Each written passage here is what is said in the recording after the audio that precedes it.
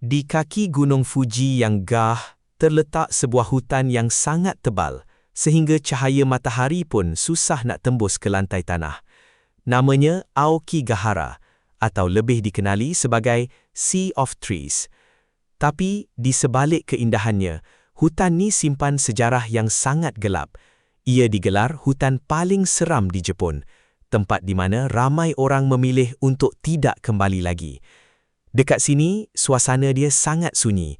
Sunyi yang luar biasa, sebab tak banyak hidupan liar. Malah, kompas pun boleh jadi gila dan tak berfungsi disebabkan kandungan magnetik yang tinggi pada tanah lava di sini. Kerajaan Jepun sampai terpaksa letak papan tanda di pintu masuk. Fikirkan tentang keluarga anda dan hidup itu berharga.